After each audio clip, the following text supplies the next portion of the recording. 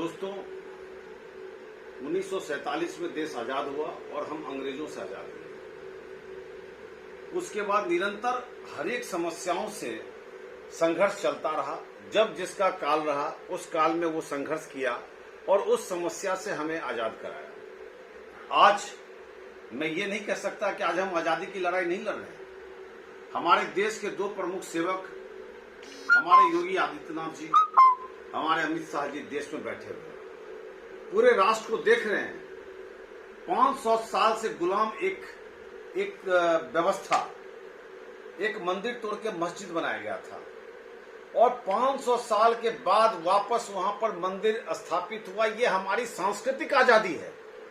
इसलिए हमें लगता है 2020 बहुत महत्वपूर्ण आजादी आज हम मना रहे हैं। दोस्तों, 3 तलाक कानून महिलाओं को कहीं न कहीं से गुलामी के जंजीर में जकड़ लिया हुआ था। इससे आज आजादी मिली है। कश्मीर हो चाहे 35 से हो, इस कानून के तहत पूरा गुलाम था। आज कश्मीर को भी आजादी मिली है। हम ये नहीं कह सकते। आजादी एक निरंतर पाने वाली चीज होती है और आजादी के लिए निरंतर संघर्ष करते रहना चाहिए। हुआ कि पाकिस्तान को पीछे हटाकर जो एक्चुअल दुश्मन था उसको सामने लाया गया। हमारा देश संघर्ष कर रहा है। आज कोरोना काल है। कोरोना काल की सबसे विपरीत परिस्थिति क्या है? हमें समाज में कोरोना से पीड़ित लोगों की सेवा भी करनी है, आर्थिक रूप से तंग लोगों की सेवा भी करनी है और वो सेवा नजदीक जाके ही की जा सकती है।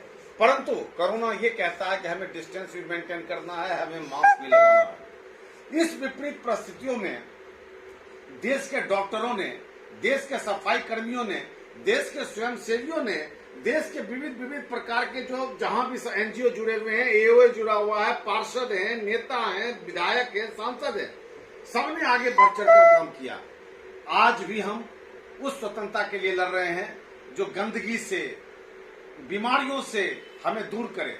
आने वाले भविष्य में बच्चे इन चीजों से आजाद अपने आप को महसूस करें। आज भी उसकी लड़ाई चल रही है। ये लड़ाई निरंतर चलती रहेगी।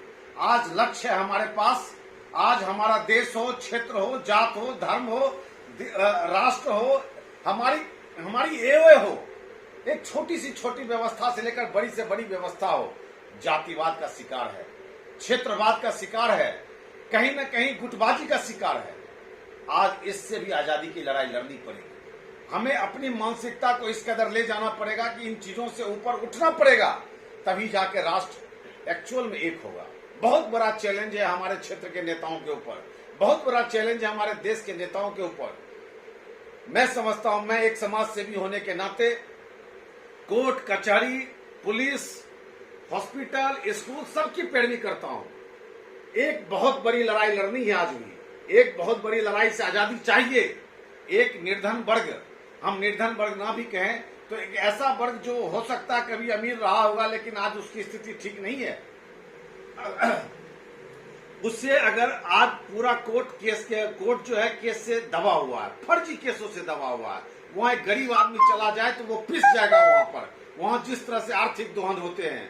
आज एक हॉस्पिटल के अंदर किसी को कोरोना हो रहा है, मैं स्वयं लोगों को भर्ती करवा रहा हूं, मैं स्वयं विचलित हो जाता हूं जब उसके बिल आते हैं और वो बेचैन होता है। और हमारी कोई ऐसी व्यवस्था बननी चाहिए, इन चीजों से आजादी मिलनी चाहिए। एक बच्चे का स्कूल के लिए एडमिशन की बात चलती है तो गार्जियन के पास पहला चैलेंज होता है कि हम 2 लाख रुपए प्रति साल कैसे बचाएं। आज एक शिक्षा से, इस तरह की शिक्षा से हमें आजादी चाहिए, हमें इस तरह की व्यवस्था से आजादी चाहिए। और ये कर्तव्य कौन निर्वाह करेगा? हम 2 आदमी 3 आदमी के ऊपर पूरे राष्ट्र को नहीं छोड़ सकते। पूरे राष्ट्र के कर्तव्य का ठेका वहीं पर नहीं गया। ये अधिकार के साथ कर्तव्य हमारा भी है। हम जहां भी हैं, जिस भी पद पर हैं, अगर हम अपने कर्तव्यों का पालन करें तो हमें लगता है कि हमें एक सच्ची आजादी मिलेगी। दोस्तों, आज हमारा शहर है। हमें इस बात की लड़ाई लड़नी है कि मैं देखता हूं जहां तहां डॉग के पोटी, जहां तहां बंदर, लोग घूम नहीं पाते, चल नहीं पाते, कुछ कर नहीं पाते। ऐसा क्यों है? व्यवस्था के अंदर चाहिए जहां जानवर तो वहां जानवर, जहां मनुष्य तो वहां मनुष्य। और ये व्यवस्था अभी तक बन नहीं पा रही। क्यों? जब अंग्रेज आया था तो उसे भी भारत लाने वाले कुछ लोग थे और दुर्व्यवस्था को भी भारत में रखने वाले कुछ लोग होते हैं। बेहद दुख होता है जब आगे सफाई कर्मी साफ करता जाता है और हमारे यहाँ का कोई अच्छा पढ़ा लिखा पुरुष अपने कुत्ते को लेकर जाता और बीच रास्ते पर पट्टी कराता और कहता ये तो नेचुरल कॉल था। क्या हम अपने कर्तव्यों को भूल गए? अगर जानवर को प्रेम करना अधिकार है तो सफाई रखना शहर का ये हमारा कर्तव्य है। और हम जब तक अपने कर्तव्यों को अपने लेवल पर पालन नहीं करेंगे, हमें लगता है आजादी की लड़ाई निरंतर चलती रहेगी। दोस्तों, आज समाज के अंदर बहुत ऐसी कुरीतियां हैं, करप्शन मैं देखता हूं, मैं जहां भी जाता हूं।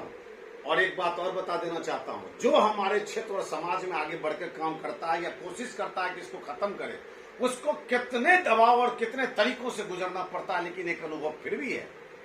अगर आप सच्चे हैं तो जिंदगी में आने वाले कष्ट आपको तबाह कर सकते हैं, आपको खत्म नहीं कर सकते। इसलिए अपने उत्साह को बनाए रखना है। आज कोरोना काल में एक चीज तो सभी लोगों ने सीख लिया, धन और बल कुछ नहीं है।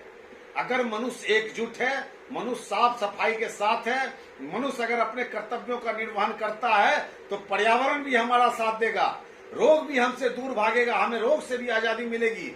और इस 74 में जो हमारा ये आज स्वतंत्रता दिवस है, उसमें हम आप सभी से प्रतिज्ञा लेने को कहेंगे कि आप अपने पर्यावरण के प्रति सचेत हों।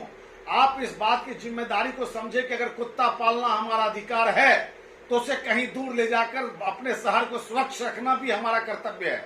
अगर आप ऐसा नहीं करते तो सिर्फ अधिकार के नाम पर नहीं खेल सकते हैं। आज आप इस बात का प्रण लीजिए, एक असुविधा को दूर कीजिए तो शहर बदल जाएगा। दोस्तों, कुछ लोगों का चर्चा करना, अपने शहर के अपने वार्ड के लोगों का चर्चा करना बेहद आवश्यक है। एक यहाँ पर रावत जी है, योगेश रावत उनका नाम है। आप 4 बजे जाइए, 3 बजे जाइए, 5 बजे कभी जाइए, वो कहीं न कहीं खुरपी डालता हुआ और एक ऐसा काम जिसे वो कभी बताना नहीं चाहता, वो करता हुआ मिलता। बताते तो हम हैं कि लोग उसका सम्मान करें, लोग समाज में उसकी भूमिका को समझे। वो पर्यावरण बचाने के लिए निरंतर लगे रहते हैं। आज वार्ड 100 के ग्रीन एम्बेसडर के रूप में हम रावत जी को, योगेश रावत जी को घोषित करते हैं। वो हमारे वार्ड 100 के ग्रीन एम्बेसडर हैं और प्रकृति के अंदर जितना भी पेड़ पौधा है सबके वो सच्चे मित्र हैं। चूंकि प्रकृति वो बचाते हैं और प्रकृति हमें बचाता है, तो हम सबके वो एक रक्षक हैं। इसलिए आज हम उन्हें अपना ग्रीन एम्बेसडर घोषित करते हैं। हमारे सांस्कृतिक रूप से भी जुड़े हुए कई लोग हैं। बिंदा चावरे जी हैं, भाविनी जी हैं, रीना जी हैं, कविता पालीवाल जी हैं, बहुत ऐसे हैं, बहुत ऐसे आर्टिस्ट हैं जो हमारे शहर को बचाने के लिए, हमारे शहर, रजनी जी हैं, ठाकुर जी हैं, बहुत ऐसे लोग हैं जो हमारे शहर को बचाने के लिए, हमारे शहर के सांस्कृतिक को उठाने के लिए, बच्चों के अंदर कला को भरने के लिए निरंतर मेहनत करते रहते हैं। मैं उन सबको साधुवाद देता हूँ। कला इंसान के अंदर डिसिप्लिन लाता, अनुशासन लाता है। आज स्वतंत्रता दिवस के उपलक्ष्य में उन्हें भी साधुवाद देता हूँ। स्वतंत्रता दिवस के उपलक्ष्य में उन तमाम लोगों को साधुवाद देता हूँ जिन्होंने इस कोरोना काल में एकजुट होकर इस शहर को बचाने के लिए संघर्ष किया। मैं आपको बता देना चाहता हूँ, शहर के अंदर 65 से ज्यादा लोग कोरोना से पीड़ित हुए। आज भी 8 लोग कोरोना से पीड़ित हैं और मुझे बताते हुए बेहद खुशी हो रही है कि राजीव रंजन जी जो कोरोना से बेहद पीड़ित थे, भगवान ने उन्हें दोबारा जन्म दिया।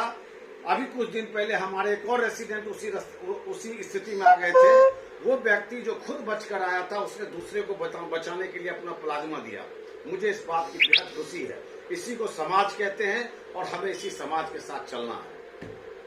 स्वतंत्रता दिवस के शुभ अवसर पर मैं सिर्फ इतना कहना चाहूंगा, अधिकार तो है और अधिकार का प्रयोग हमें करना चाहिए, लेकिन कर्तव्यों को निर्वहन करना हमारा प्रथम कर्तव्य है और उससे कभी अनदेखी नहीं करनी चाहिए। शहर आपका भी है, शहर हम सबका है और इस शहर को बचाने में हरेक लोग, इस शहर को सुरक्षित रखने में, साफ रखने में हरेक लोग की वही जिम्मेदारी बनती है जो किसी पार्षद की, किसी एओए की या किसी अन्य व्यक्ति की बनती है।